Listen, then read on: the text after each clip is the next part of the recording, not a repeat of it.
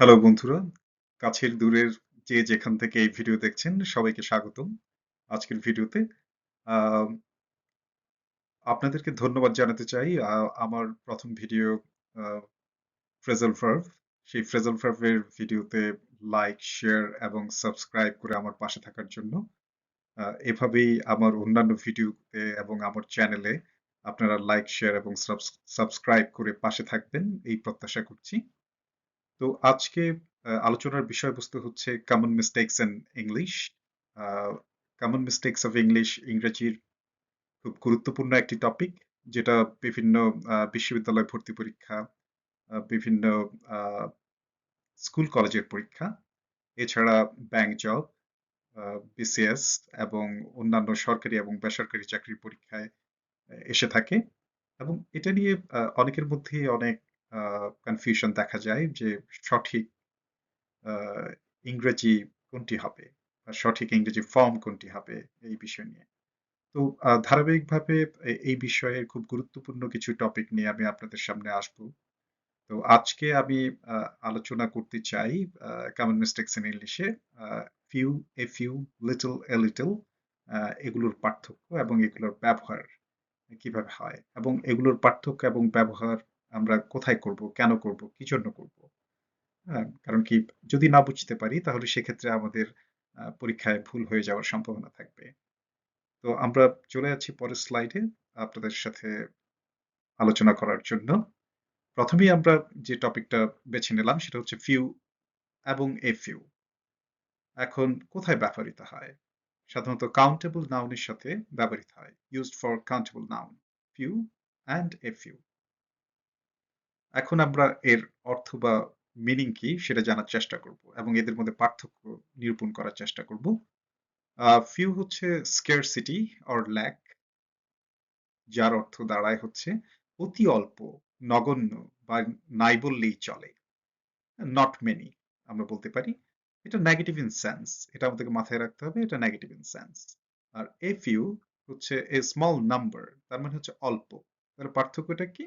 Few হচ্ছে অতি অল্প, নগণ্য বা নাই বললেই চলে, আর এ ফিউ হচ্ছে অল্প। এখন আমরা এক্সাম্পল দিয়ে বিষয়টা পরিষ্কার করার চেষ্টা করব। আমরা আমাদের প্রথম এক্সাম্পলটা দেখি। I have few friends.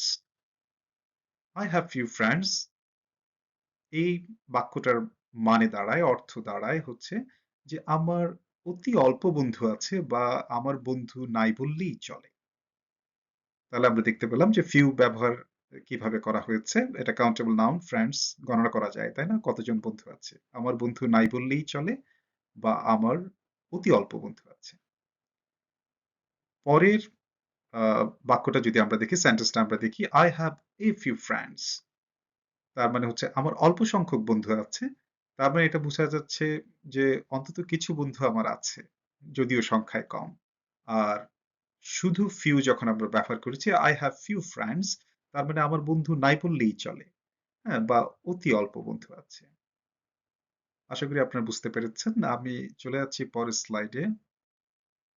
আমাদের পরের স্লাইডে আমাদের বিষয়বস্তু হচ্ছে লিটল, এ লিটল। তো আমরা লিটল, এ লিটল এর কোথায় ব্যবহৃত হয় সেটা আগে জানার চেষ্টা করব। Used for uncountable noun. তাহলে আমরা একটা পার্থক্য পেলাম এখানে, যে ফিউ এবং এ ফিউ কাউন্টেবল নাউনের সাথে ব্যবহৃত হচ্ছে, তার মানে গণনা করা যায়, গণনাযোগ্য এমন নাউনের সাথে ব্যবহৃত হচ্ছে।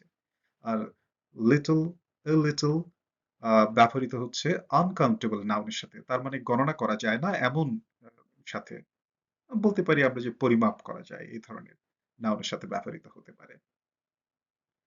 তাহলে আমরা এখন অর্থ কি দাঁড়াবে এবং এদের মধ্যে পার্থক্য কি সেটা বোঝার চেষ্টা করব। Little, a little.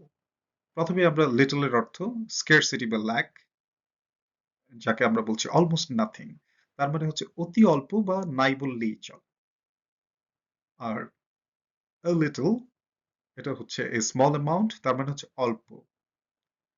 তাহলে লিটল হচ্ছে অতি অল্প, নগণ্য বা নাই বললেই চলে, তার মানে এটা নেগেটিভ ইন সেন্স।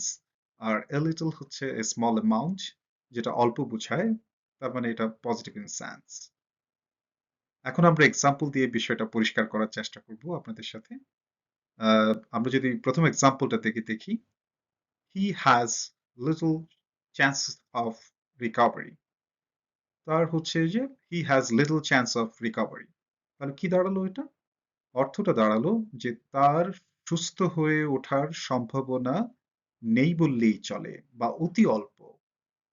তাহলে এটা আমরা বুঝতে পারছি এটা নেগেটিভ ইন সেন্স। আর এর পরের বাক্যটা যদি আমরা দেখি, he has a little chance of recovery, যে তার সুস্থ হয়ে ওঠার অল্প সম্ভাবনা আছে।